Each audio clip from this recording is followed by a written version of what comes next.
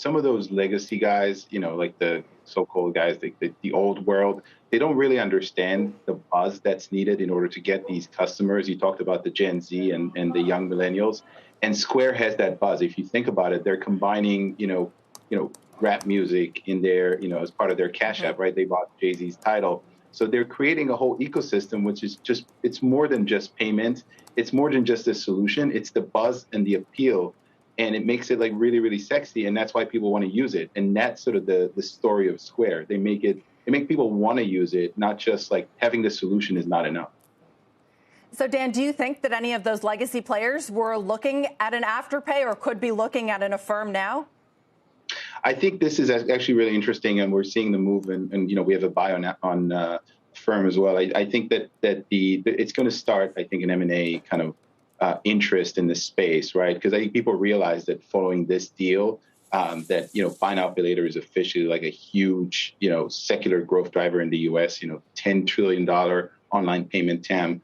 I think this is a game changer for Square, but also for the entire industry. And then on the other side of it, for the traditional credit cards, right? And no one's thinking about that. Like, what is going to happen with sort of traditional credit as young people don't really use them? You mentioned you've been here for 5 years and you don't have a credit card. I think that's really interesting.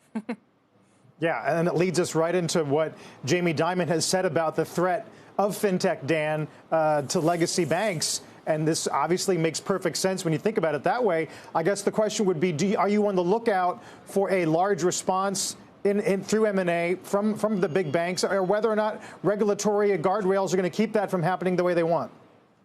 I think that the large banks are going to be probably trying to get deeper into this space. I feel like it's more of a Me Too thing. I think that train has left the station, and it's going to be very hard for the legacy incumbents to actually come back and compete with the Squares of the world and the PayPal. But we didn't talk about PayPal, but they're doing a great job too in buy now pay later. Their volumes are up almost 50% quarter over quarter in the second quarter. So the new age guys, the fintech apps, the neobanks, kind of the JP Morgans of the future are clearly winning. And I expect that gap, that bifurcation, to become bigger and bigger over time. But Dan, what happens when interest rates eventually rise and the cost of capital for some of these buy now, pay later players goes up, and yet probably the demand for their services also goes up as some of those millennial and younger consumers who you were talking about don't want to pay high interest rates on credit cards and like the kind of deal that these companies offer?